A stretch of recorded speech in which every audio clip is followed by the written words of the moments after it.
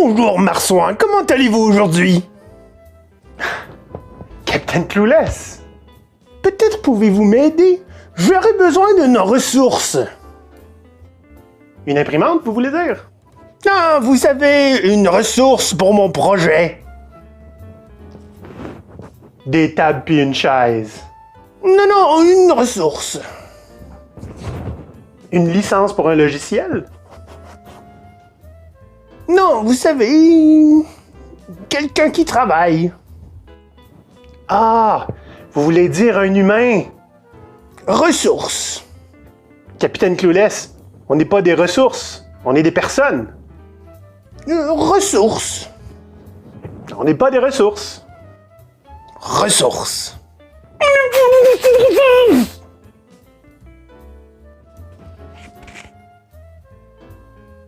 Bon.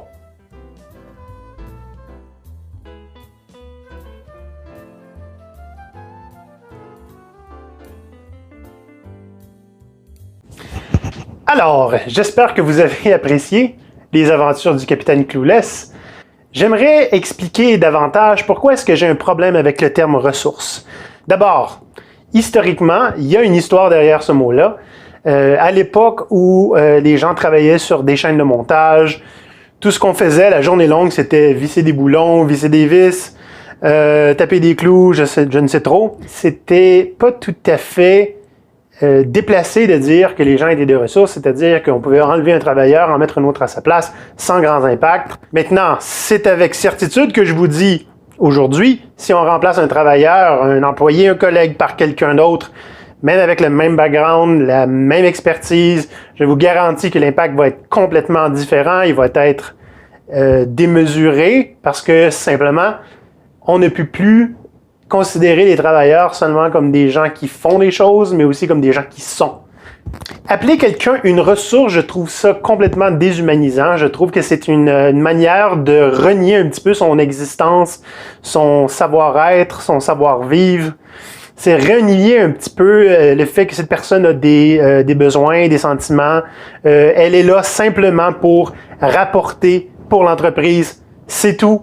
On n'a pas besoin de s'occuper d'elle, on n'a pas besoin de s'assurer qu'elle se sent bien, qu'elle se porte bien, qu'elle est accomplie. Donc, vous voyez un petit peu où est-ce que je m'en vais avec ça.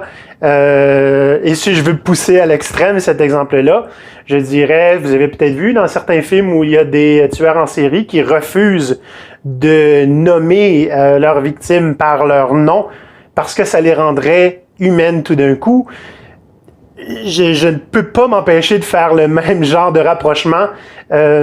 Pour moi, des gens qui traitaient leurs employés comme des ressources, c'était des gens qui mettaient des noms sur un spreadsheet et qui faisaient comme cette personne s'en va là, cette personne s'en va là. C'est Excel qui gère le tout. On ne considère jamais là-dedans est-ce que la personne a envie d'être là, qu'est-ce qu'elle en pense, cette personne-là. Est-ce qu'on lui a demandé son avis et quelles seront ses interactions avec ses collègues. Ses nouveaux collègues, etc., est-ce que on leur a demandé simplement leur avis, car des ressources n'ont pas d'avis. Des ressources ne sont que d'éternelles victimes du management traditionnel. Donc pour moi, c'est un terme simplement à bannir à cause de son bagage. Il ne faut pas oublier une chose, les mots créent des mondes. Et c'est en utilisant certains mots qu'on maintient le monde dans une espèce de carcan. Donc moi, j'ai simplement décidé d'utiliser quelque chose d'autre. Au mieux, simplement y aller avec des gens, des humains, des personnes, parfois des talents, mais je pense pas que quelqu'un se limite à son propre talent. Il y a autre chose derrière le talent. Donc, j'essaie de trouver une solution à ce problème qui est de ne pas appeler des gens des ressources.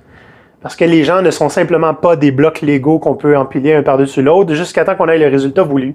Les gens ont des besoins, des attentes, des aspirations et c'est notre job, nous les managers, nous les gens en ressources humaines, de s'occuper de ces gens-là pour qu'ils soient à leur meilleur naturel. Là, je ne veux pas dire le plus productif possible, leur meilleur naturel. Et ça, c'est pas quelque chose qu'on fait à des ressources, effectivement. Les seules personnes qui osent appeler les gens ressources sont généralement ceux qui sont au-dessus, hiérarchiquement, de ces ressources-là. Et c'est très, très étrange parce que ceux qu'on appelle ressources sont généralement assez indispensables pour l'entreprise, c'est-à-dire qu'il n'y aurait pas de produit ou pas de service sans ces personnes-là. Et les personnes qui les appellent ressources sont des gens qui ne mettent pas les mains à la pâte, n'ont absolument aucun apport direct avec le produit ou le service qui est offert.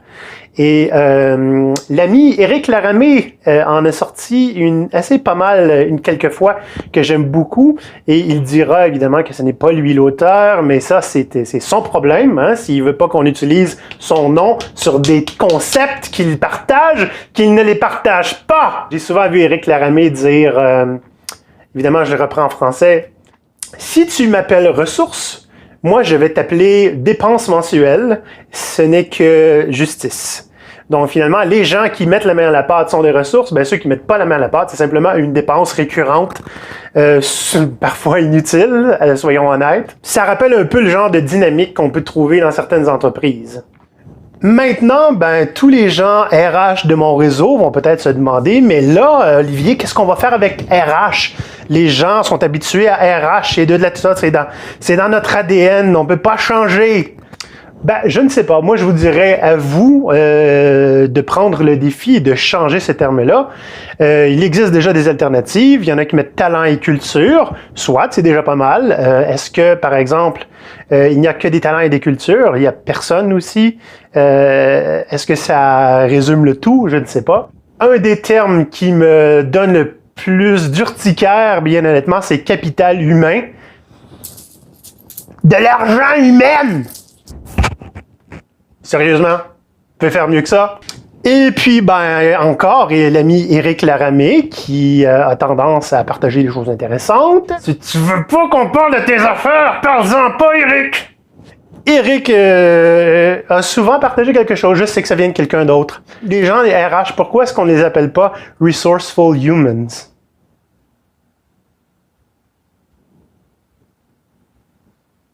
Évidemment, il ne faut pas oublier que changer les mots, c'est pas assez. Il faut aussi avoir un comportement qui est exemplaire de les mots qu'on utilise. Et simplement avoir le comportement exemplaire sans changer les mots, c'est un petit peu comme se dire contre la torture, mais arracher les ongles des gens.